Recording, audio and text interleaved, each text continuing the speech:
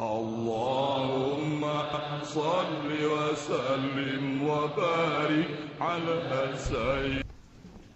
A'udzu billahi minasy syaithanir rajim. Bismillahirrahmanirrahim.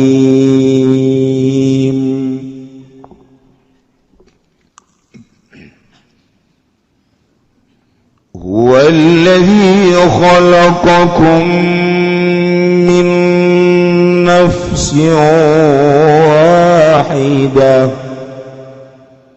wa ja'ala minha zawjaha liyaskuna ilayha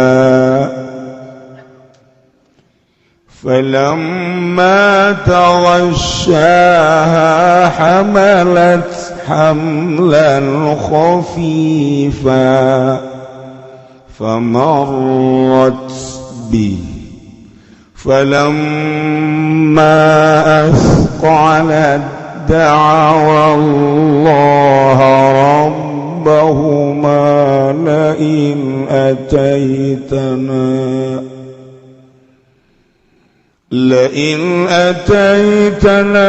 salihan lanakunanna minasy syakirin. Wallahu a'lamu bimuradihi wa utawi Allah ay Allah tegese Allah iku alladzi khalaqakum kang ngadamel ya lazing sira kabeh saking zat kang suci awak-awakan kang suci ay Adam tegese kangjeng Nabi Adam wa ja'ala lan andadakeun ya Allah khalaqa tegese ngadamel ya Allah minha saking nafsi wahidah zaujaha ing rabi ni nafsi wahidah Hawa tegese ni Siti Hawa liyaskuna darapun yang tantang ya Adam ilaiha maring zaujaha wa ya'lipah tegese asi ya Adam ing zaujaha tu hamalat maka mateng ya zaujaha atawa liyaskuna darapun yang tantang ya Adam ilaiha maring Hawa sarwa wa ya'lipah tegese asi ya Adam ing Hawa walamma tawasyaha maka samang-samang sangaji ma ya Adam ing Hawa jamaah tegese ngaji ma ya Adam ing Hawa hamalat maka mateng Hawa zaujaha sami lan khafifan ing metengan kang enteng huwa an-nutfatu utawi ya hamlan iku an-nutfatu sperma caimani pamarrat bihi maka ngaliwat ya zaujaha bihi kalawan ngagawa hamlan zahabat swajat geselumaku ya Hawa lan teu kaya Hawa likipatihi kena enteng hamlan falamma azqalat maka samang-samang sabot ya Hawa bikibaril waladi kalawan gede anak fi batniha ing dalam batang Hawa wa asfaqolan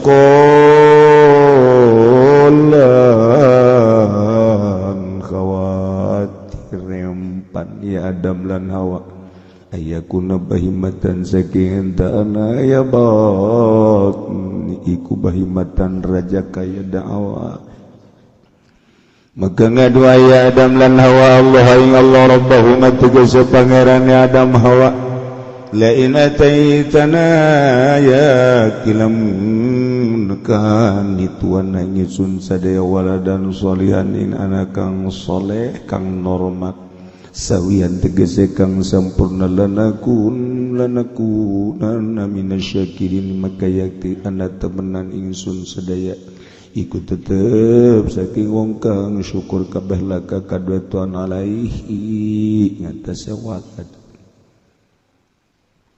falamma atahuma salihan ja'ala lahu syuraka fima atahuma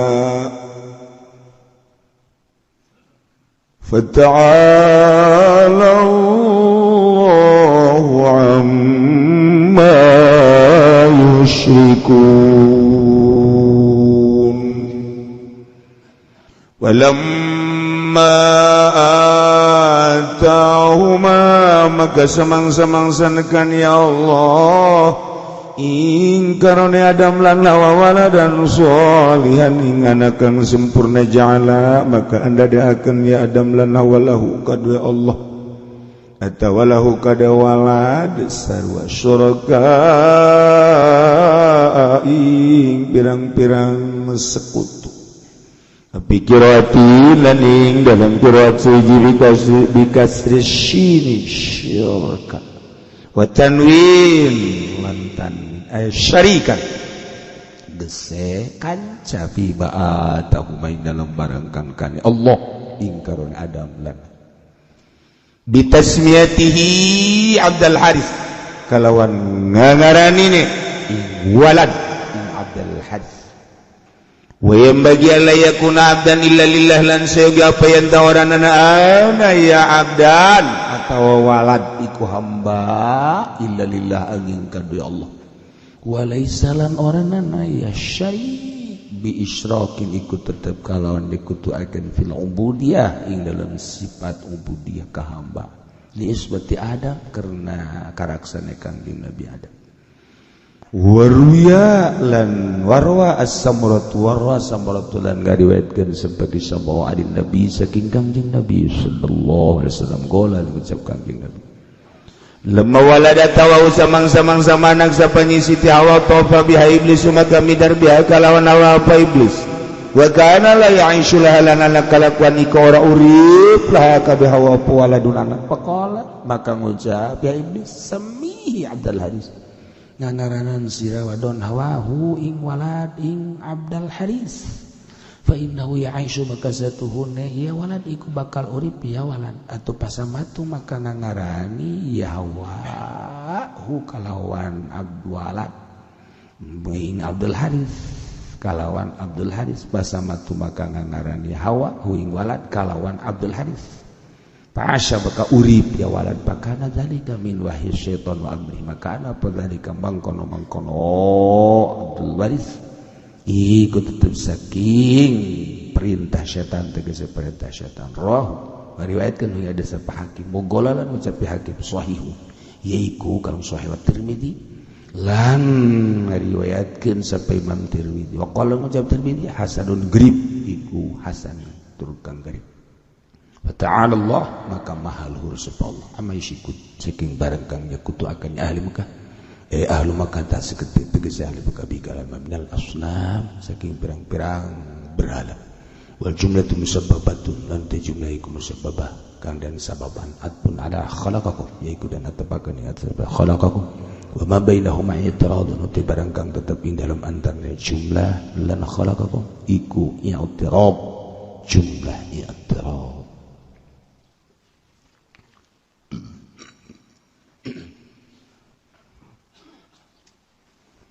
Gusti Allah di dieu deuk nyaritakeun tentang katauhidan. Sakumaha kamari Kangjeng diutus ke alam dunia teh in ana illa nadhiru wa basyir liqaumi yu'minun tiaya kaula teh diutus ke alam dunia kecuali mawa dua motif hiji nadhir mere peringatan neraka ka kafir Hati-hati sing ingat di hareup aya neraka wahai para kafir. 2 wa basyir ngabubunga kabar bunga bil jannati surga. Kasaha liqaumi yu'minun. Hai kaum mukminun, maneh teh di akhirat bakal dibere kanikmatan anu pohara, yakna surga. Entak urang gede keyakinan urang teh pasti penghuni surga. Aju mantep bae. Teh heula. Teliti heula. Perintah-perintah jeung larangan. Ka surga ngana anu ti heula, aya nu panderi, aya nu diproses heula kebal. Ka surga mah tentu ka surga. Surga pokona asal maca syahadat surga. Pasti tah mah pasti jasa tah mah. Bisi teu percaya pasti. Ngan aya cepat ka surgana. Aya anu lambat tapi pasti. Aya anu dikeum heula. Ya rombongan ke aya. Rombongan tenang aya. Tergantung raguan. Ieu aya liqaumi minun untuk kaum nu iman. Kasa ka Allah. Kasa ka Kangjeng Rasulullah sallallahu. Kade Otak urang, galbu urang pelakeun syahadat di jero kalbu urang, asupkeun ka otak urang. Besi aya curig neo-neo ngarubah akidah sing hade jasa lantaran Kangjeng mere basyir kabar berita nu bunga liqaumi yu'minun. Saha pangeran teh nu kudu diiman teh Allah. Ai Allah ye huwallazi khalaqakum min nafsin wahidah. Gusti Allah teh huwa ay Allah eta allazi zat khalaqakum anu ngadamel ka aranjeun kabeh. Masya Allah. Ieu urang kumalandang di alam dunia nu kolot, anu ngora, nu budak, anu keur mejeuna remaja ngaler ngidul ngetan ngulon manusia sa alam dunia. urang horeng dijieuna ku Allah. Ya Allah. Dek percaya dek teh. Urang percaya bahwa urang didamel ku Allah asli. Dek percaya bahwa urang didamel ku Allah cara kafirin bohong. Tetep Allah nu ngadamel nama. Rek percaya rek tetep nu ngadamel urang Allah. Masya Allah. Di mana sih Allah ngadamel urang? Min nafsin wahidah. Di hiji awak saha Adam. Masya Allah. Gusti Allah teh mimiti ngadamel Kangjeng Nabi Adam alaihi salam. Eta Kangjeng Nabi Adam didamel teh tina seluruh warna taneuh nu aya di alam dunia. Dicokot tina warna taneuh hideung, beureum, coklat, koneng, putih. Kabeh taneuh nu aya di alam dunia ciptaan Allah teh dihijikeun diaduk-aduk, sanggeusna diaduk-aduk dibentukeun ku Gusti Allah, bentuk manusia dibaringkeun ku Gusti Allah teh di surga. Dibaringkeun di surga. Plak. Hei malaikat jagaan ieu. Jagaan ku malaikat. Ternyata aya iblis lunta-lento kadinya. Iblis lunta. Nya naon eta Gusti Allah? Wah, asana nyeun tandingan aing. Wah, dililimpi. Begitu dek datang kadinya malaikat. Kabur. Iblis kabur. Ngan iblis bahkan kabur ge haju lain kabur beneran. Gua intip lo. ka iblis kos gitu. Kapan lu lengahnya malaikat? Ntar gue intip lo, bener jalan tukang malaikat. Iblis jalan tukangan malaikat. Malaikat nyaho. Aja. Kabur deui. Iblis teh tetep bae ditungguan bae. Malaikat teh ya mujina keur rada lengah saeutik teh lewat tukang. Sat. Siap. Cak malaikat teh iblis. Bolon siap. Langsung lompat ngan bari nyiduh. Diciduhan kenalap beteungna. Cak Gusti Allah, hei malaikat. Maneh ngajagaan teh kunaon aya lengah tah? Eta ciduh iblis tah di beuteung tah. Cokel. Barang di dieu hampura. Gusti abdi teh ayeuna rek ningkatkeun ngajagaanana. Hampura, cokel. Ulah katerapan ku ciduh-ciduh iblis. Cokel ku malaikat. Trek. Tak lemparkeun. Sasadang. Jadi anjing. Jadi anjing teh ciduh malaikat. Mantak najis lagi mogol Allah. Anjing teh anjing ciduh malaikat nu dicokel baheula. Ieu na kulantaran dicokel. Kuari ayala urut nyokelna bujal. Mantak nu doton lain deui teh mah.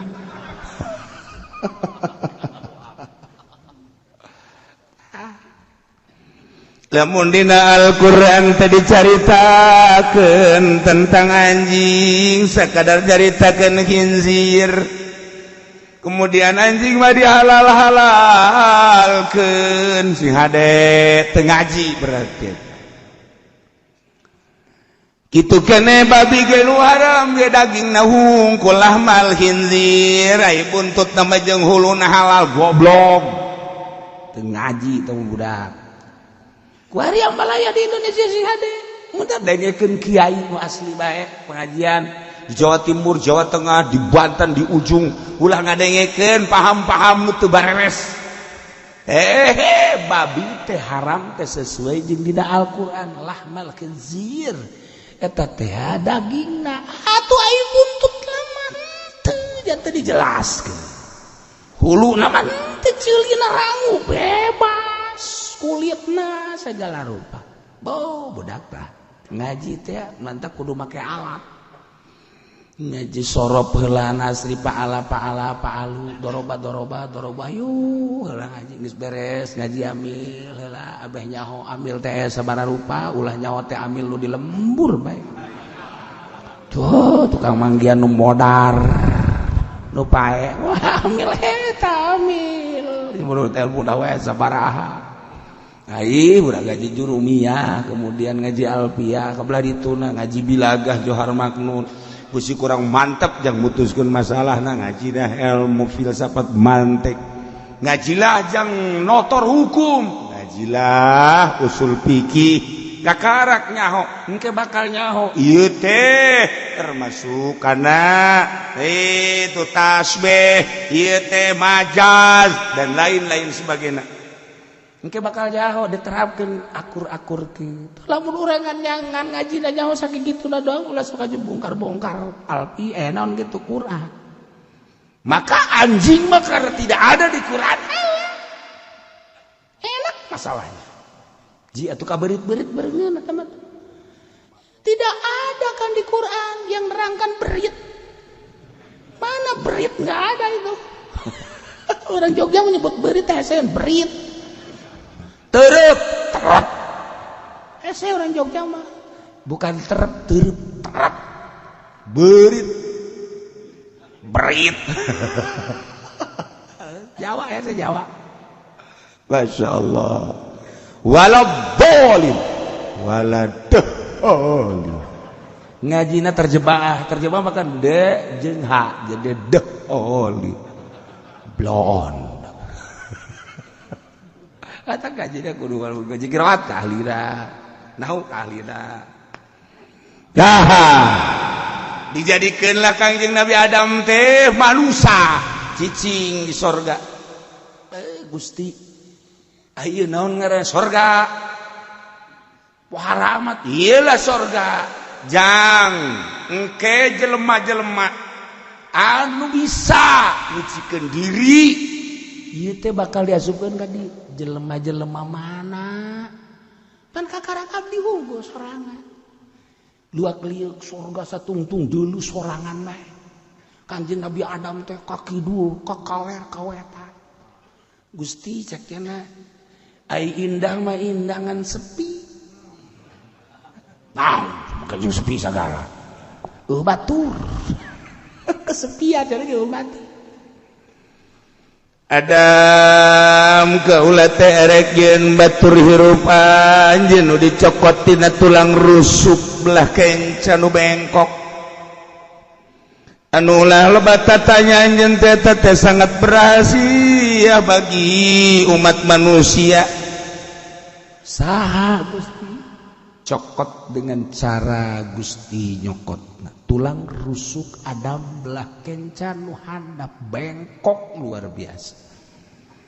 Nu cek Kangjeng Nabi eta teh lamun diantepkeun bengkok bae lamun dilempengkeun potong eta lah Hawa jeleg we aya Siti Hawa. Siti Hawa teh geulis anu luar biasa bukna ngangsar datang ka handap. Irungna mancung bulu matana ge bentik luar biasa senyumna bidadari nu aya di surga eleh kabeh. Sinar Siti Hawa teh nyinaran surga.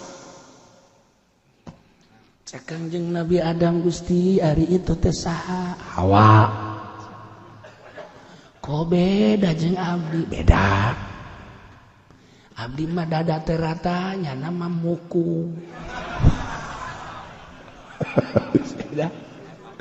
Jeung abdi mah buuk teh panjang teh sakieu ngan sapundak kok itu mah ngangsar ka handap ku rapih. Beda. Kok beda Gusti kadeleuna nya nama arempuk amat. Selain deui geus rada aya hayang meureunna.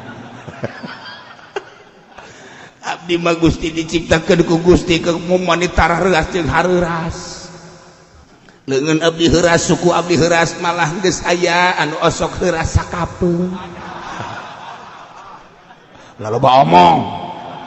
Gusti Allah sagana ngieun aing.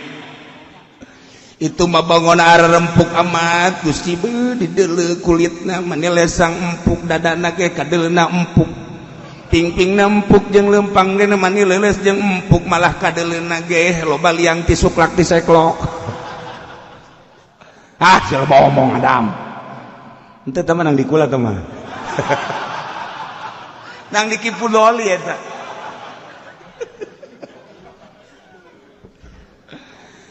Begitu Kangjeng Nabi Adam kira-kira seperti itu lantaran Kangjeng Nabi Adam aya hasrat. Begitu ku Kangjeng Nabi Adam di deketan Siti Hawa senyum, Masya Allah. Oh cek Kangjeng Nabi Adam aing muringkak bulu rada deg-degan pas dicekel cek Gusti Allah ulah sacekel-cekel lah icana perintah mah ampura. Ampura Gusti ampura. Aya aturana. Abdi teu kuat Gusti lantaran eta Hawa teh diciptakeun ti abdi majar teh sugan abdi mah geus jadi milik abdi bae teh aya aturan-aturan eta kitu. Kumaha Gusti aturanna kudu nikah heula. Gusti nikah abdi cara nikahna kumaha maneh dikawinkeun jeung Hawa. Ai anu ngawaliana Aing Gusti Allah. Aju make syarat naon? Mas kawinan. Mas kawinan naon Gusti? Sholawat. Ka saha? Ka Muhammad sallallahu alaihi wasallam. Ai Muhammad teh saha ieu di luhur lawang sorga teh la ilaha illallah Muhammadur Rasulullah, lawang itu la ilaha illallah Muhammadur Rasul, seluruh lawang sorga aya la ilaha illallah Muhammadur Rasulullah. Ai Muhammad teh saha Gusti henteu abdi di dinya teh la ilaha illallah Adam gitu. Protes ka Nabi Adam. Muhammad teh umat anjeun anu bakal diturunkeun ka dunya teh ieu jadi rasul terakhir. Mulia amat Gusti. Geus, nama aturan aing. Aya mana geran nikah? Mas kawina sholawat ka Muhammad. Langsung dituntun ku Gusti Allah ditikahkeun Kangjeng Nabi Adam jeung Siti Hawa. Mas kawina maca sholawat ka Kangjeng Nabi Muhammad sallallahu alaihi wasallam. Allahumma sholli ala Muhammad. Masya Allah. Oh haram batak jelema nu teu iman ka Kangjeng Nabi pangboloon-boloon. Sebab urang turunan Kangjeng Nabi Adam, Kangjeng Nabi Adam lagi ditikahkeun ka Siti Hawa make mas kawina sholawat ka Kangjeng Nabi. Ya Allah, kurang kumaha deui. Aina terjadilah pertikahan perkawinan Kangjeng Nabi Adam bapa urang sararea jeung ibu urang sararea Hawa. Numantak wa ja'ala minha zawjaha. Gusti Allah sabada ngadamel Kangjeng Nabi Adam ku Gusti Allah didamel pamajikanana yakni Hawa anu maksudna liaskuna ilaiha supaya tentrem hate Kangjeng Nabi Adam ulah gersah ulah sepi di jero surga teh. Begitu diciptakeun ku Gusti Allah Siti Hawa bener merasa tentrem waya lipaha asih-asihan Kangjeng Nabi Adam cinta ka Siti Hawa, Siti Hawa ge cinta ka Kangjeng Nabi Adam, Kangjeng Nabi Adam deudeuh ka Siti Hawa, Siti Hawa ge deudeuh ka Kangjeng Nabi Adam. Terjadilah hubungan cintrong. Masya Allah. Kangjeng Nabi Adam ka Siti Hawa, aku cinta padamu. Wah. Siti Hawa guys semua senyum-senyum rada isin-isin nya ngabales. Aku pun cinta. Aduh, parah itu. Kemudian dikawinkan ku Gusti Allah tu Kangjeng Nabi Adam teh duduaan Masya Allah lempang dihandapkeun tangkal kayu anu rindang cicintaan ngan sakadar duaan makhluk Allah manusia teh kakarak Adam jeung Hawa di sorga ka kaler ka kidul kawetan ka kulon duduaan encan nyahueuna naon ngan silih toel toel ku Kangjeng Nabi Adam irungna ke Siti Hawa noel deui toel gadona engke ditoel deui gadona masyaallah karim pipina ditoel ku Kangjeng Nabi Adam atuh Siti Hawa ge noel aju ditoel beheungna ditoel deui ditoel handapeun beung mal diteruskeun ku aing.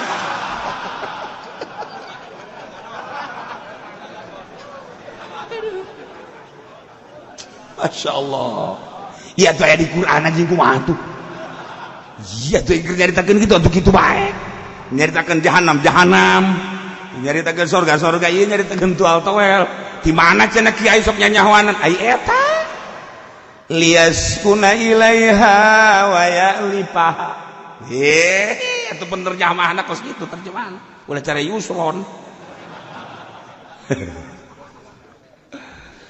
Sesuai jeung terjemahanana tentremna Kangjeng Nabi Adam silih peluk Kangjeng Nabi Adam teh lempang di sorga ka mana bae selalu babarengan cuman aya larangan cek Kangjeng Gusti Allah Adam kade mana cicing di sorga teh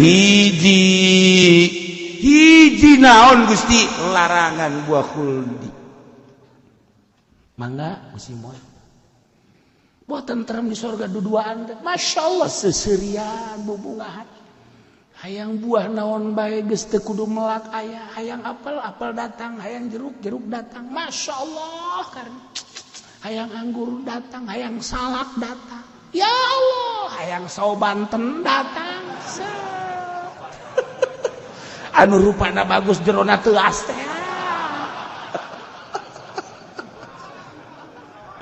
Gusti Allah. Urang lamun ngada salak di Yogyakarta mah geus teu aneh deui disebut salak Pondok Amis. Kemudian urang ngadahar salak Banjar, Tasikmalaya Ambualaya tangkal salak turun setik di pondok. Rada aya haseum-haseuman. Nah, urang turun deui ka Bogor, saeutik Amis aya kesan aya. Coba orang ngadahar salak Banten hiji beak jago budak letik aya geus aya tas ngadahar salak anu teu bisa dahar ileg-ilegan terkenal salak Banten mah berarti eta teh sesuai jeung karakter Jogja. Amis mentak jadi pejabat loba jadi kiai loba karakter Tasikmalaya turun amis ngan tetap bae hebat anu njieun konveksi ke mancanegara Tasikmalaya. Bogor turun seetik tapi lumayan pas ke Banten. Masya Allah ya karakter Banten teh haseum kesan haseum aya kabeh di dinya sageuk deuk kadahar ge sageuk. Jadi lamun meuli salak di Banten kemudian amis lain salak Banten keluar tidak karakter asli. Orang meuli salak teh di Banten kemudian amis lain salak Banten gimana aslina lain bos gitu. Nah lamun orang meuli salak di Banten dahar ku urang ya haseum ya kesan ini asli Banten nih. Kesimpulan lama Kangjeng Nabi Adam teh duduaan seserian bubungahan hayang naon be aya. Kos kitulah sorga nu mantak lamun urang geus bisa nyiptakeun sorga di alam dunia geus teu mikiran awak geus teu mikiran dunia nu dipikiran teh ruhani ta'alluqna ka Gusti Allah diangkat tah urang jadi wali Allah di dunia kene ge geus ngambean sorga hayang naon bae wali Allah dikiriman ka Allah. Ngiriman nandek melalui manusia ngiriman jeruk ngiriman sawo ngiriman macam-macam dikiriman nyanana teu hayang dikiriman besyayang manusia jin bisa ngiriman jin hewan bisa ngiriman hewan langsung ku malaikat dibere ambualayah loba kutub aulia nu dikiriman langsung ku para malaikat nganana geus teu hayang inten ke beda akhirat. Wali Allah malamun penting dikiriman apel misalnya teh sahaya malaikat di mana di sorga ulah waka encan ka sorga engke bae di sorga heulanan ulah waka ieu mah dikiriman ti Gusti Allah kajeun dikiriman ti Gusti Allah ngan kula mah paling nyeget saeutik bae menghargai kanu ngirimanana nganti bikeun deui ka sorga Pak coba lamun aja pendi ieu ti saya ulah waka ti Gusti Allah heulanan ieu mah ti jin mana jin anu aya di handapeun tanggal caringin teh sabaraha kilo ieu ngan 1,5 kilo lain sakintal hawa nafsu mah kos kitu bae isukannya sakintalnya engke kumacak bupati ieu hawa nafsu kulantaran geus hawa nafsu dibere teu hayang. Masya Allah eta hebat da wali Allah teh kitu nu mantak ngeunaheun jeung wali mah babargan jeung wali teh tentrem sebab naon mentah moal hayang henteu pan urang nu kabet ge asal urang berangkat hayang anu asal ulah berangkat minta anu asal ulah mah tumbul anu mah ji aing sakali we kieu lamun 10 kali beak harta aing teu betah aing sia mantak jeung Kiai Golkar mah teu anu betah jeung Kiai pamarentah teu anu betah pamarentahna ge teu betah asal diondang minta anu proposal ambualayah teu betah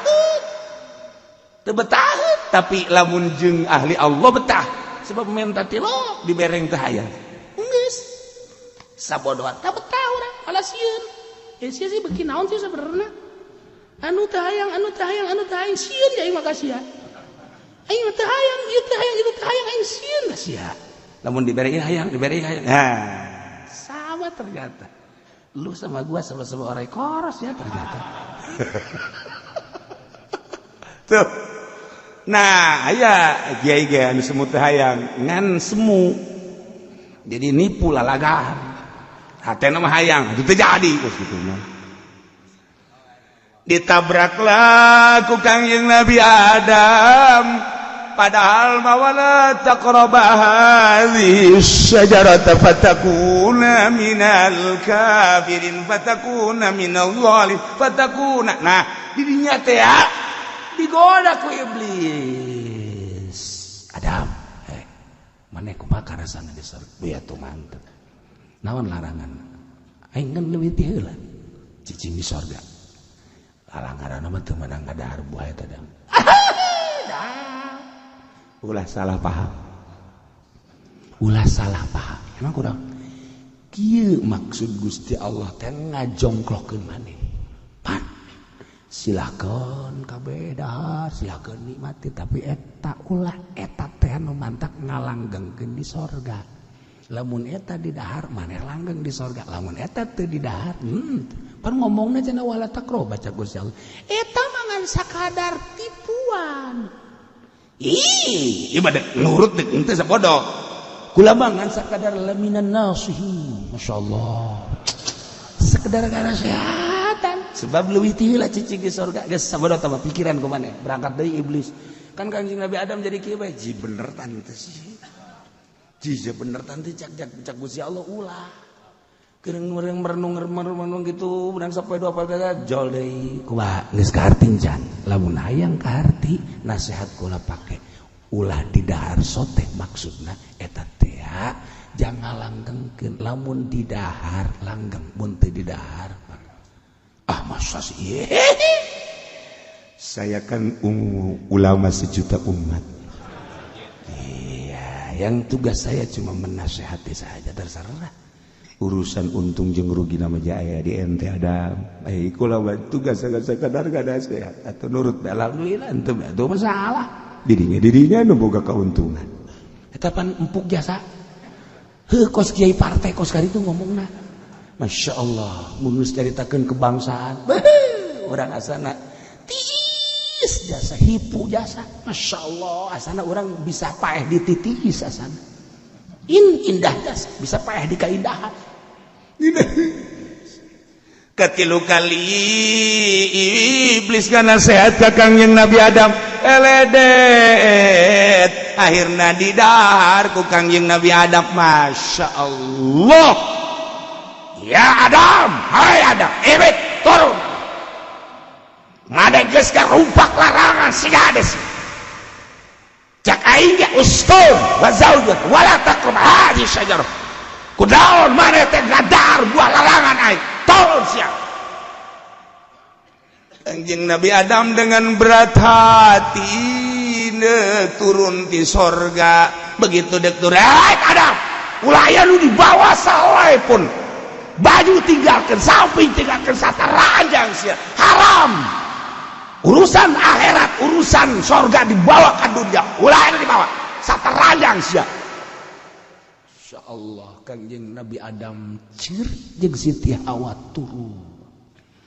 turunlah dengan berat hati ninggalkeun surga di India Masya Allah langsung sujud Kangjeng Nabi Adam 40 poe 40 peting sujud datang ka ngalir cai mata bentuk ngalirna cai mata dibuktikan jadi kali sing kolocor cai mata Kangjeng Nabi Adam tengah bentuk urut cai mata teh jadi kali kiri kanan Masya Allah kakarak irpa ra'saka ya Adam udang sanggeus teh udang langsung dihampura ku Gusti Allah jangan pemajikan anjeun jangan Kangjeng Nabi Adam diturunkeun di Hindi Siti Hawa diturunkeun di Jeddah lempang menuju Arafah kapanggihlah di Jabal Rahmah Arafah Oh, istriku. Kanda Adam. Waduh. Pelukan Kangjeng Nabi Adam jeung Siti Hawa. Aku rindu padamu. Aku pun sama. Aduh, mangkaning sataraja.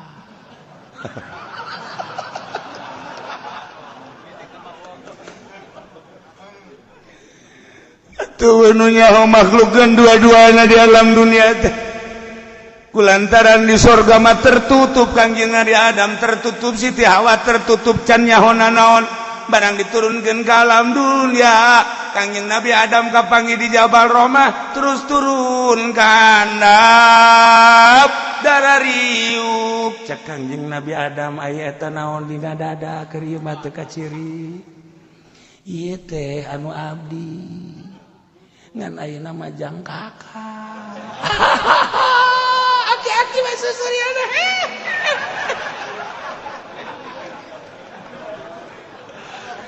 Hari eta naon handapeun bujang.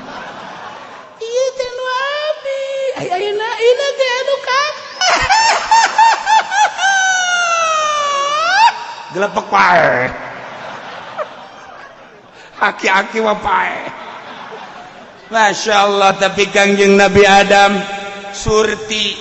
Oh, Siti Hawa ningali ka Kangjeng Nabi Adam aya eta naon nu gugulantungan. Kitu kede Kangjeng Nabi Adam ka Siti Hawa, akhirna terjadilah trisno. Kuari maya di alam dunia, kamari maya di sorga. Kulantaran timbul cinta birahina, maka Kangjeng Nabi Adam teh meluk Siti Hawa. Sanggeus tadi peluk dijima, geus terjadi penjimaan teh di dunia, di sorga mah encan. Nu mentak dijima laku Kangjeng Nabi Adam, geus Kangjeng Nabi Adam marawanan Siti Hawa di dunia. Di sorga teu pernah, sebab tertutup. Encan nyaho kan? Nu nuduhkeun can aya. Nu nuduhkeun can aya nya oge encan atungan nu kadeuleuna be pipi ditoel, irung ditoel, atuh ieu ge ditoel, naon garang-garana gadongan samet sakitu bae, paling ge cecekelan leungeun doang. Di sorga teh kan sakada sakitu. Leungeun manehan da tamat cek Kangjeng Nabi Adam. Kakak cekeun aya kakerenyedan seutik. Tapi kan sakitu. Barang turun ke dunia kan teu meunang mawana naon, terjadilah penjimaan. Dijima Kangjeng Siti Hawa ku Kangjeng Nabi Adam, terjadilah jima. Aya nu nyangkung atuh caina di Kangjeng Nabi Adam ka Siti Hawa. Falamma taghashaha hamalat hamlan khafifa. Begitu Kangjeng Nabi Adam ngaji mae jamaah ngaji makanya Siti Hawa atau hamalat hamil Siti Hawa teh hamlan khafifan kalawan hamil anu enteng lantaran kakarak ge hamil anu fatu cai mani nyangkrung di jero beuteung dina rahmi. Gusti Allah ngabahasakeun falamma taghasyaha. Cek ahli tafsir mah ieu taghasyaha teh kinayah teh hiji lapat nu dimaksud lazimna. Oh, eta geus ilmuna ilmu bayan. Lafzun urida, lafzun hiji lapat anu dikarepkeun lazimu makna. Tak kudu ngaji juar makna mah guys. Aki-aki mah puyeng ngaji juar makna. Budak tapi jangan budak santri. Masya Allah. Kok kan Gusti Allah mengabahasakeun tagosya, ai tagosya mah pan kapiuhan, ai kapiuhan teh artina teh leng-lengan. Di manaan jima leng-lengan teh teu nyaho kaler kidul. Teu nyaho di luhur di handap. Mantak jima teh lamun geus kaluar cai mah teu nyaho kaler kidul. Teu nyaho kaler kidul atuh. Tanya lu keluar cai mani tah jima teh kemudian perang misalnya woi perang kajen katembak moal nya geussan moal aja teh makan tembak dedet modar beres nu mantap tagosyah kalimpudan berbagai-bagai ngamaknaan ulama ngamaknaan tagosyah teu meunang ku pikiran urang kudu Kangjeng nu nerangkeunana ulah seenake dewe teu bisa geus atuh kudu ditinggali terjemahan Kangjeng Nabi ketika nyaritakeun tagosyah nyaritakeun adeung saha asbab wurud ngaranna lamun Quran asbab nuzul ngaranna geus kahartikeun Al-Qur'an Kangjeng Nabi waktu bahar panjang bahar aduh hareupan jeung sa ngamaknan tagosyah teh jima riwayat mana atuh lengkap dan urang mah geus mun dicaritakeun kitu angel ieu mah caritana kasimpulan jageus aya Imam Jalal atuh sarua bae Imam Fahrozi ge atuh sarua bae dina Ruhul Maani ge atuh sarua berarti sepakat tagosyah di makna jama berarti makna jima ngan aya rahasia kok Gusti Allah make kinaya etalah rahasia anu hese dibongkarna selain ahlina henteu langsung kieu bae falamma jama'aha hamalat sangeunah barang Kangjeng Nabi Adam paparahuan totoker makareun Siti Hawa kan ngeunaheun ieu mah teu tagosyah satu kesopanan dua aya rahasia di manaan jamaah ca Kangjeng begitu Kangjeng Nabi Adam ngaji makanya Siti Hawa atuh Siti Hawa teh hamalat hamil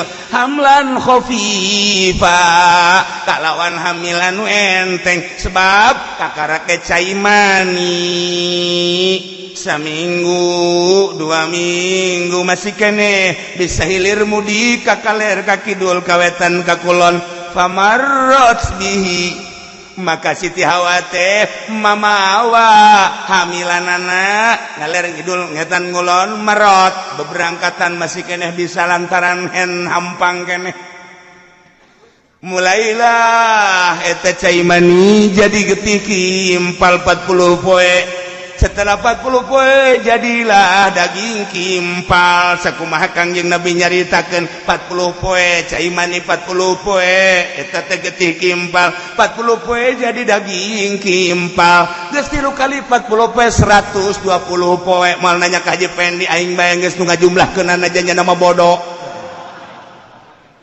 tuh nyana mau ditanya 3 kali 40 sabaraha bisa-bisa kan 90 terus dihijikan we 120 poe Masya Allah berarti sabaraha bulan tah tuh sia mah salah deh bae sabaraha bulan bae ya di tangtangan gitu bisa salahnya nih terjadilah ngaberatan setelah oe-oean Siti Hawa teh ditanya ku Kangjeng Nabi Adam kunaon emang Hawa kok bisa puyeng duka mulai nitah neangan anu hasem-hasem Kangjeng Nabi Adam ge kaget kok ieu bisa jadi kieu Hawa teh pamajikan teh geus ditikah ke dada bakal di ditu di sorga kok bisa jadi kieu rampus badal ngadahar anu hasem-hasem teh rampus terus aku maha kahayang hayang kang gedean jadi gede Masya Allah ya Allah barang gede dicekel ku Kangjeng Nabi Adam ini naonnya pancen nyaho apa bisa ngagedean ginya can nyaho naon can nyaho muhun cak Siti Hawa teh dukai abdi jadi gede kieu naonnya pugu karasan aku mah kekerenjedan teu encan jagana kekerenjedan henteu ngan ngagedean unggal poe ngagedean ke ditanya deui ka ditanya ku ari mah aya naon aya kekerenjedan uyak-uyakan hah aya uyak-uyakan ke pan saya uyak-uyakan Jol be iblis Assalamualaikum. Siapa pasnya kata iblis. Gobloknya sah. Waalaikumsalam. Saha ente? Anak makhluk surga. Kayak saha kalakan iblis teh. Sumoh. Naon iblis? Kieu Hawa. Ada kan can pengalaman. Ai kula makan waktu di surga geus pengalaman. Aju. Ieu di jero beuteung coba pikir kumaneh uyak-uyak keluarnya jalan mana sih? Ayo, apakah jalan dubur bahaya? Apakah jalan hareup teu mungkin? Sebab parang ti bapa maneh eta. Sarak itu mungkin. Apa kudu dibedel? Nah, ieu kudu dipikir. Sia teu pugu kumaha mangkana? Ulah sambarangan. Ieu coba bayangkeun naon nu di jero urang can nyaho.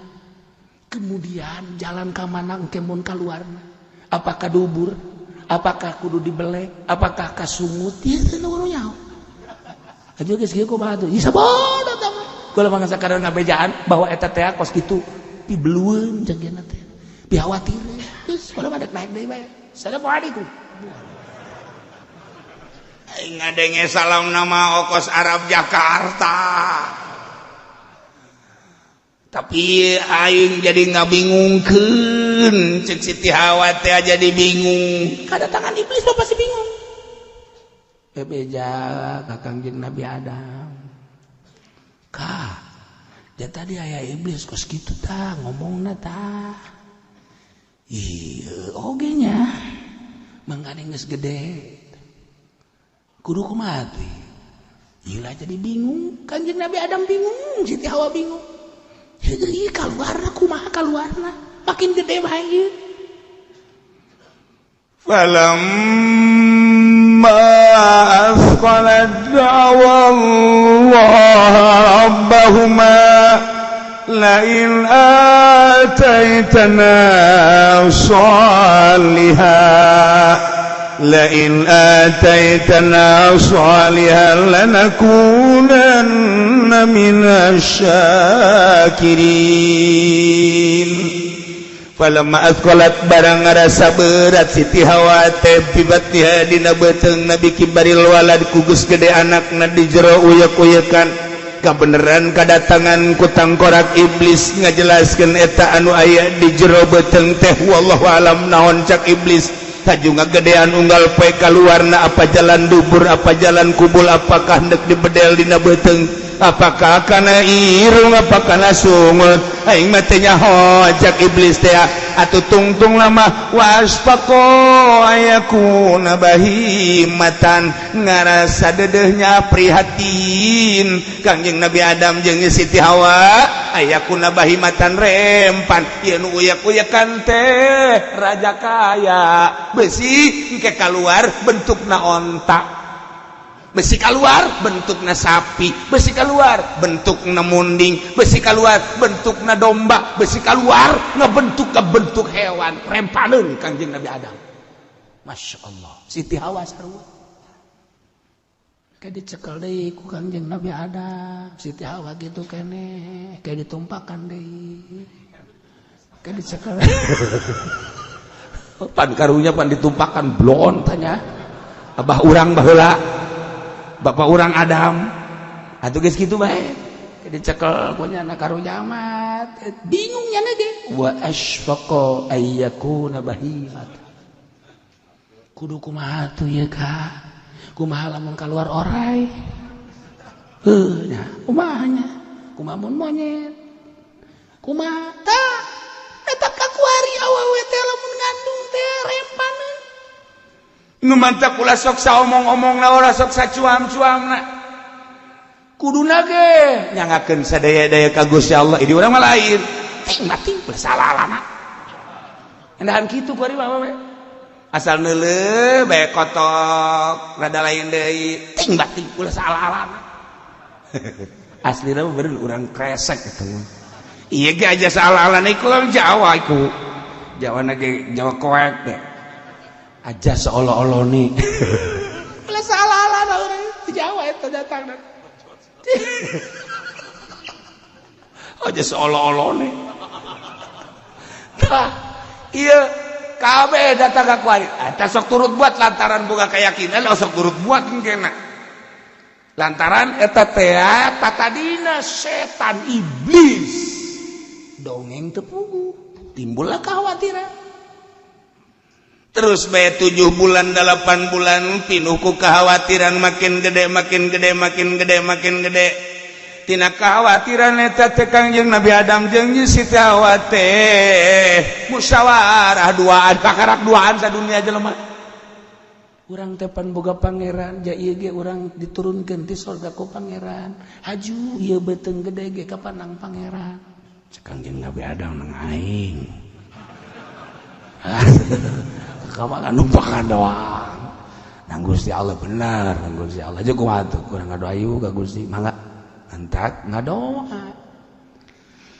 Falamma qalat barang geus berat ngarasa berat beuteung Kangjeng beuteung Siti Hawa teh lantaran biki baril walad gede anak timbul tina karempan lantaran iblis tadi ngarewas akhirna da'awallahumma Kangjeng Nabi Adam jeung Siti Hawa menengadahkan tangan ngadoa ka Allah sebagai pangeran.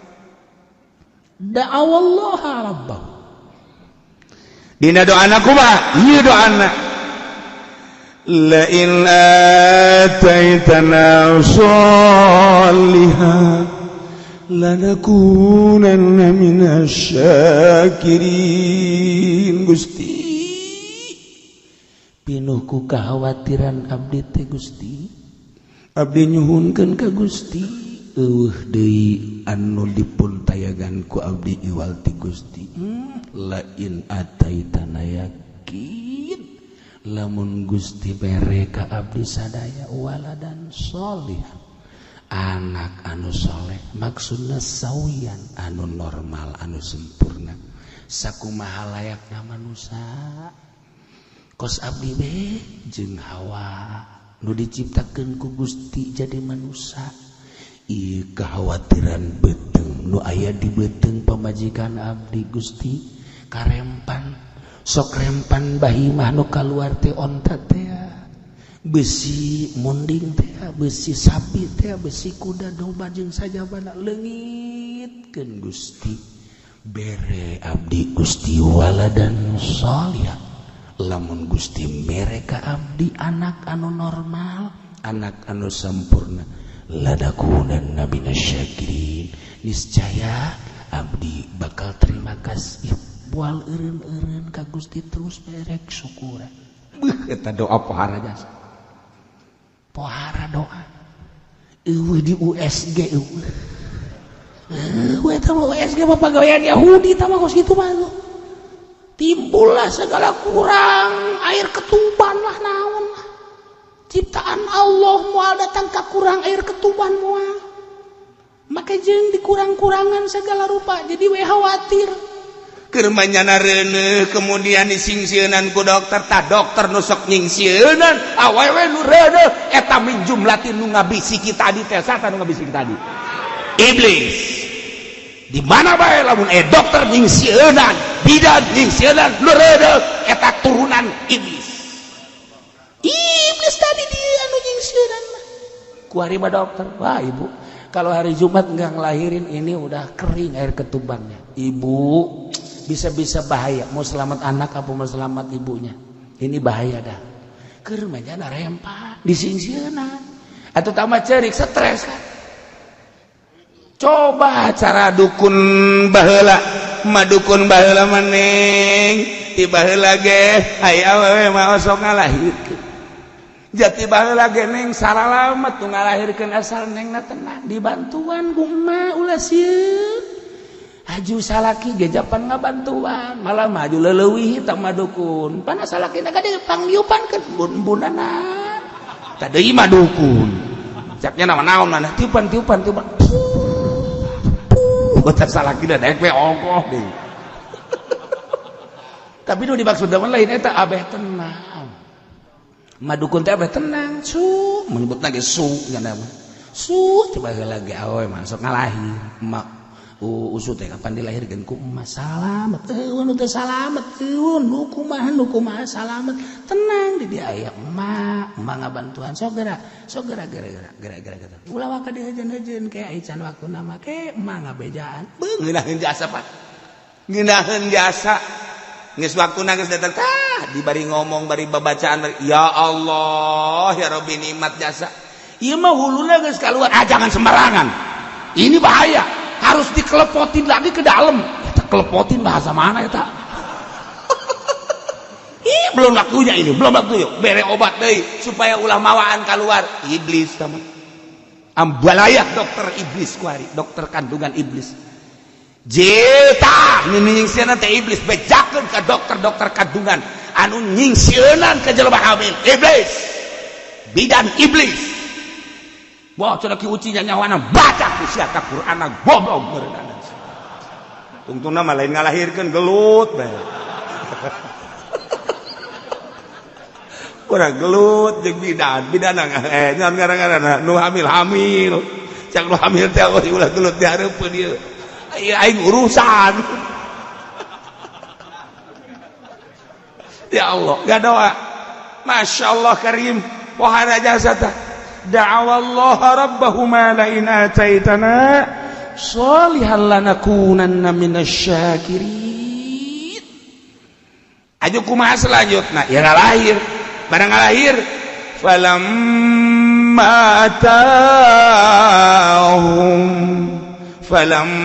atahuma sholihan barang Siti Adam kayak Siti Hawa dibere anak kang ku Gusti Allah teh anu ngalahir wallahu alam bisawab.